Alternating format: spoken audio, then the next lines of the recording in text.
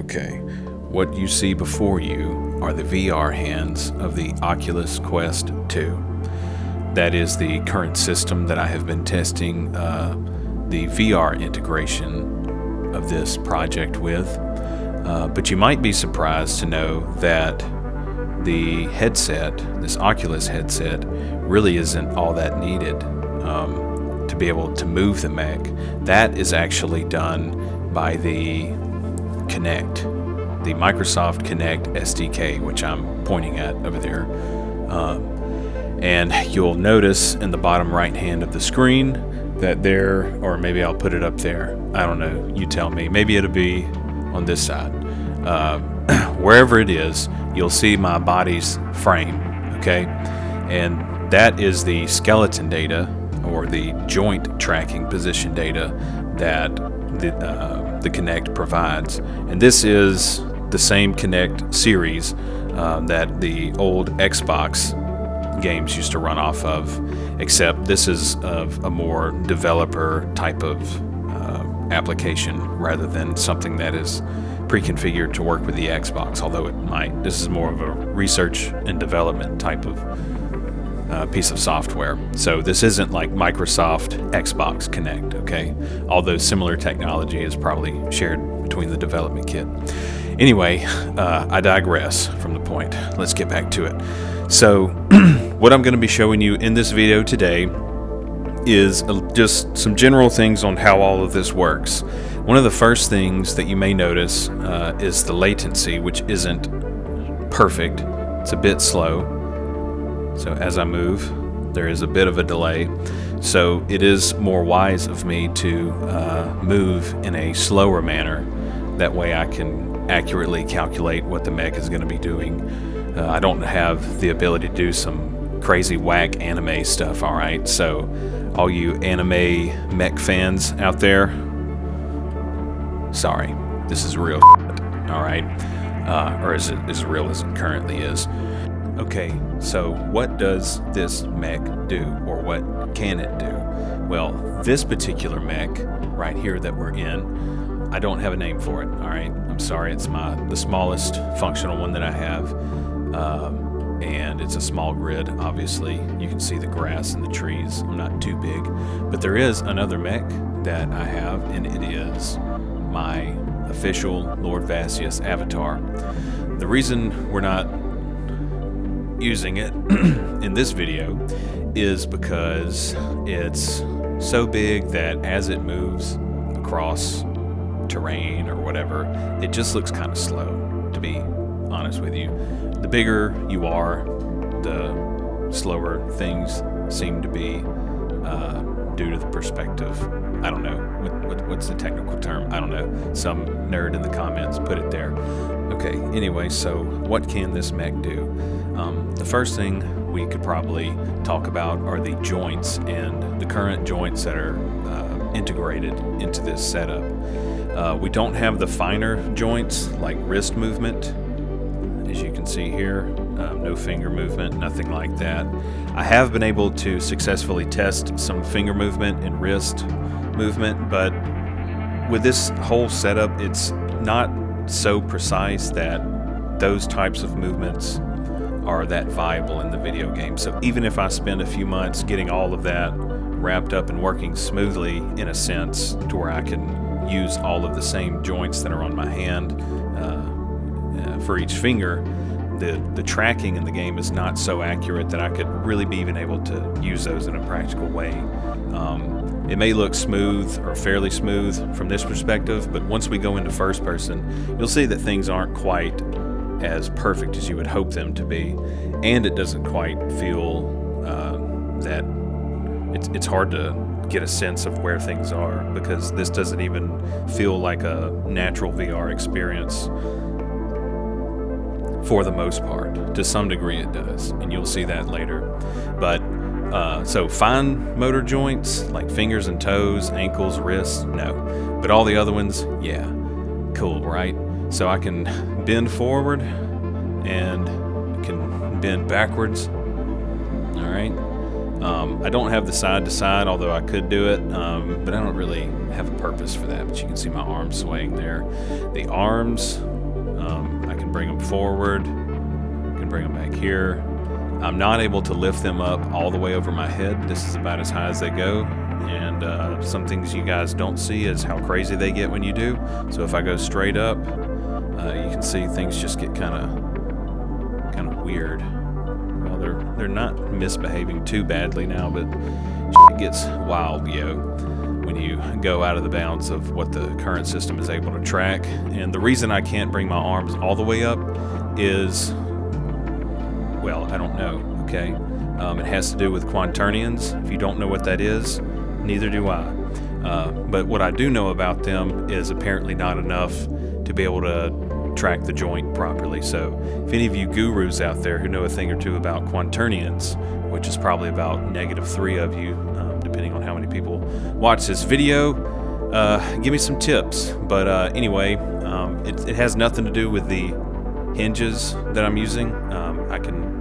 I can work with a 360 degrees if I wanted to, but all I need is like 180 for that. But I can bring the arms back behind me, towards, you can see the toolbar back here, and some of those toolbar items we'll look at, probably all of them. And those are just things that are triggered. Oh, I gotta pick my nose. I'm really just scratching it. You can't tell anyway, right? So where were we? That's right, joints. Okay, so you may have noticed the head joint is turning, and see, the video is not tracking it, so it's not really VR-ish right there. All right. One thing that I can do to overcome this while in third-person mode, and by the way, I'm using virtual desktop. I'm using virtual desktop. That's a application for the PC and the Oculus that allow you to stream your desktop to your headset. And now you can see instead of a hand, oh wow, okay, it only tracks one type at a time. But you have the hand or the controller here. Give me just a second. I'm going to reconfigure this to follow. Okay, so I have put virtual desktop into headlock mode, and so now you can see when I turn my head to move the head of the robot or the mech, it turns as well. Now the view isn't really changing. The center, the torso that you see, which I can't bend my elbows that far in, I don't think, but the torso of the mech is where the pilot seat is. We'll take a look at the front of this mech and get some more detail in a bit, but that's currently where the camera is, just like if you were to build a ship in the game, the camera would set behind it just as it is for here, for this mech. So what other joints can we move before we continue? We have shoulder raises, so the clavicles, they're supported. Pretty cool, right? Up and down, and then forward if you want to be a little hunchback doofus, or if you want to be an alpha Chad. Something like that. And you might have saw the arm got kind of wonky right there for a second. Sometimes the Kinect doesn't perfectly track angles, and so your arm can fly over here, and that gets translated into the game. There's ways to account for that, but I'm not getting paid to do this, all right? Unless you guys want to pay me. Okay, what other joints? Well, we have the clavicles that I just showed you. We do have the normal shoulder joints, the abduction and adduction, I think. And then we have flex and extension.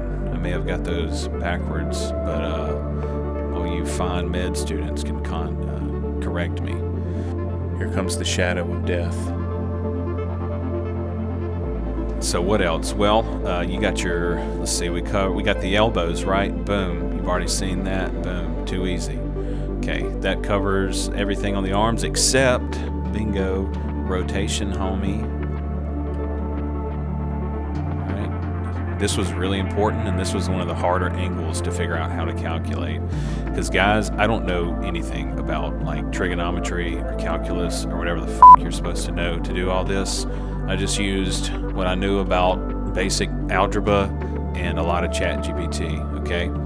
Okay, what other joints we have? We have the hips, boom, boom, out to the side, right? Side step. And you'll notice I technically stepped to the side there in the game, but not here with in real life. So that has to do a lot with why walking is so difficult. We'll go over walking soon enough and why that's not really supported at this time, although it could be, and even if it could be, it's still weird. It doesn't feel right. But there are some cool workarounds, and like, who wants to fucking walk anyway, right? What else? Got the knees here, right? And we'll get some different angles and all that cool stuff, so you can see all this from different angles. I don't have the controllers in my hand right now. That has to do with how I control the angles. So we got the knees, the hips, all that cool stuff. All right, let's grab the controllers and let's see this thing do some cool stuff. The first thing you may be wondering is how I'm keeping stable. There are two things that I have in my toolkit to deal with that. The first is a auto stabilizer script. I'll put the link to the author from Steam in the description. Very popular aligner script. Go use it. This guy's really smart. I tried to read his code and I don't even know what he's talking about. All right. So, but yeah, it's user friendly. And the first two toolbar options I have down here at the bottom, they turn that on and off. And so currently that system is only working with my legs. So all the gyroscopes on my legs are going to auto level me to the ground. All right. But if I turn that off and I stay dead still, you'll see the natural forces of gravity take over, and slowly but surely we begin to topple. All right, I turned it back on. Slowly rising back to the top. And there's faster ways to do it. You can just boost with the thrusters there. Speaking of the thrusters, I control those with the analog stick on my left controller, and the gyroscopes, when I'm not in the stabilized mode, I can control the ones and use the right stick to rotate my gyros. So I can rotate to the left here and to the right, and pretty much all the other angles. I even use the triggers for different things, including gyroscope rotation and those guns you just saw get activated. Those are on hotkeys, and so I simulate button clicks. Yeah, that's tight, right? That's what you all want to see, but it's hard to be accurate with these things, okay? So just know that. Don't be thinking you're going to be freaking John Wick and shit, all right? All right, so I know you guys want to see it fly, right? I haven't flown it since earlier today, and I don't fly it that often, so we'll see if I can do this without looking stupid. The inertia dampeners are off. We're going to turn those on for a safety precaution, and we can just pretend that we're going to jump, and let's go. So off, and away, just like that, right? Okay, gyroscope auto levels off. Now I have full rotation control. Tight, right? All right, and we're gonna crash here because I suck. Boom. All right, turn our gyroscope stabilizers back on. And I'm not a horrible pilot. It's just this is my first time flying in front of someone, so I know you guys are judging me. And our auto leveler's on now. Okay. You did see me do that simulated jump. This thing cannot jump. People want to know, okay? I don't know why. I guess it's just either I don't understand physics or something, but I can do this and there's just not enough force. And you think, oh, we'll just increase the torque. And that's another thing. It's very difficult to calculate how much torque you want. All right, and because we have a visual system, the visual system doesn't read how much force is being put into my legs, okay? And I know there's ways you can calculate all that, but again, that's where it's at right now. So you can't jump, but you know, you can make it look like you're jumping. Just hit the boosters and boom. You can do a flip. Maybe we can. Nope. Fail. But hey, that happens, right? And yes, I'm indestructible. Head just popped back up.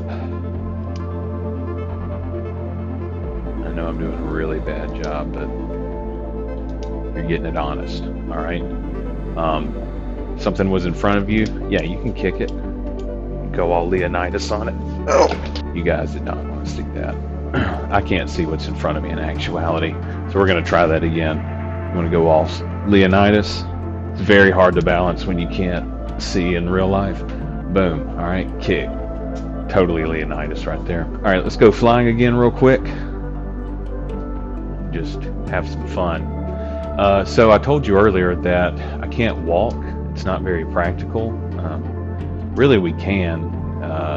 There's just, you need like a treadmill to do a full and complete walk cycle without it looking weird or behaving weird.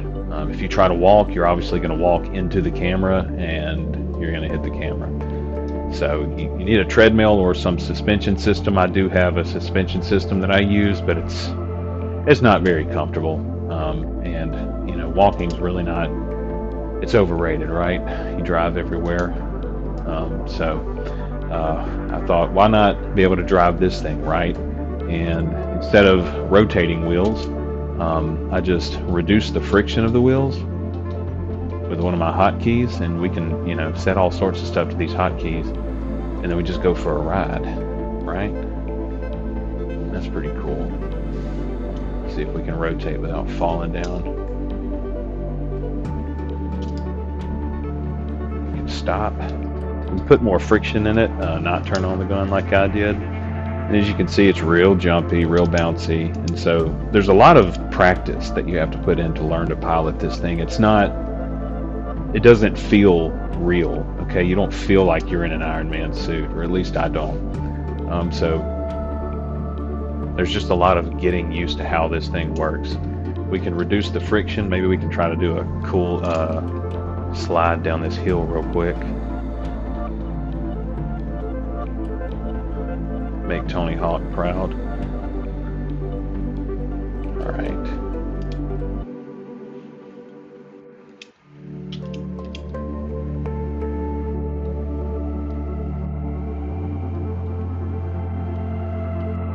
Low-key felt like I was actually falling for a second. Boom. Freaking shredding, bro. Okay, so now we're starting to lose control. Here's another thing, it feels awkward. So come up. You can start going again. Maybe if I did this every day, all day, I would be like a beast, but I don't, and I'm not. So, and it is kind of taxing physically. I mean, my knees aren't the best knees, so if you have bad knees, something like this may not be practical for you. It does require you to be in a decent amount of shape. So, anyway, we can do a cool little, try to look cool here. No, look like a freaking idiot stopping. But, you know, that's what it is. It's all about trying to look cool while you're actually a freaking idiot. And that's what adult life is, and that's what mech life is. So, take that to the bank. All right, so let's take a look at the front here. I am using VR. I don't have all the capabilities to zoom in and out and do all that cool stuff. So maybe I'll throw it at the end of the video. Probably not, so don't expect it. It's already running long. You can see the cockpit window there, and you can also hear that I'm out of breath. I told you it takes a little bit of effort. So the cockpit's up there. That's where I'm at, right at the little blue windshield. And I do have a camera attached to the front of this head. And so we'll go into that real quick after we take a little bit of a look at the body here. Not too bad looking, not my most proud project, but hey, good enough, right? So you can see our head turns there. The head is a little bit delayed. It feels more delayed. I don't put a lot of energy and investment into the head because it's not that great anyway to begin with. But I'll show you what the first person's like. So we're now in the camera of the head. So if I look down and then to the right, stick out my arm, you can see that there. That's pretty cool. Shoulders, same thing over here. Boom. Really not sure if I can see the feet or not. There's my chest thing. The neck does get weird if you look down too far. Again, those pesky quaternions. Yeah. There's the foot down there.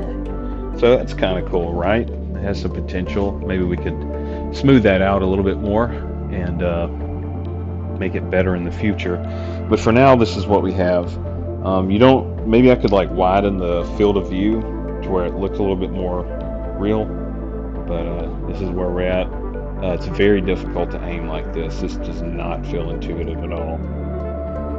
Okay, I mean, there's so much going on here that in order to master this, you probably have to be a bit insane. Alright, so yeah, your brain would have to be working on some kind of other level that even 6-year-old noob tubers don't even possess.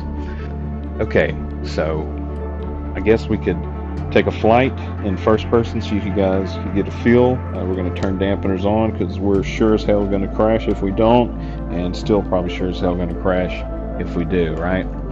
But alright, let's hit it. I'll try to find our shadow so we can at least see our frame. Here comes that crash. Where is the shadow? Depends on where the sun is. This is how you find the shadow. Okay, there it is. It's that super high quality cluster of pixels down there. There we go. So boom, should be able to see our shadow now. So we can just go for a fun little ride.